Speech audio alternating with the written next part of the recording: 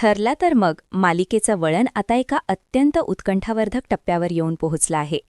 3 मार्चच्या भागात सुभेदार कुटुंबात आनंदाने साजरी होणारी होळी एका मोठ्या अपघाताने आणि त्यापाठोपाठ येणाऱ्या एका धक्कादायक खुलासाने गाजणार आहे.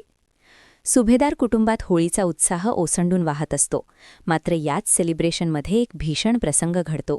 होळीतील एक जळते लाकूड अचानक प्रतिमा यांच्या अंगावर पडणार असते. तेवढ्यात सायली आपल्या प्राणाची पर्वा न करता धावून येते आणि प्रतिमा यांना वाचवते. या घटनेमुळे सुभेदार कुटुंबीय आणि रविराज प्रचंड हादरून जातात. प्रतिमा यांना तातडीने रुग्णालयात दाखल करण्यात येते. रुग्णालयात तपासणी केल्यानंतर अश्विन रविराजला गंभीर बातमी देतो. तो म्हणतो, काका, प्रतिमा आत्याचा हिमोग्लोबिन धोकादायक रीतीने कमी झालाय. त्यांना तातडीने रक्त द्यावं लागेल.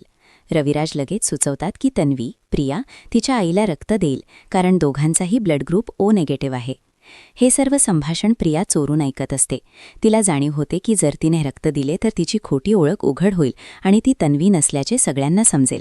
स्वतःचा जीव वाचवण्यासाठी आणि सत्य लपवण्यासाठी ती आपला फोन स्विच ऑफ करते आणि कोणालाही न सांगता तिथून गायब होते. अश्विन तिला वारंवार फोन लावतो, पण तिचा फोन बंद येत असल्याने तो गोंधळून जातो. दुसरीकडे प्रतिमा यांची प्रकृती ढासळत असते. त्यांचे बीपी ड्रॉप व्हायला लागते.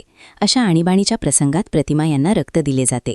काही वेळाने अश्विन बाहेर येतो आणि रविराजला तो मोठा खुलासा करतो, ज्याची प्रेक्षक वाट पाहत होते. अश्विन सांगतो, काका, सायली वहिनींचा ब्लड ग्रुप सुद्धा ओ निगेटिव्ह आहे हे कन्फर्म झालंय आणि त्यांनीच प्रतिमा आत्याला रक्त देऊन वाचवलंय.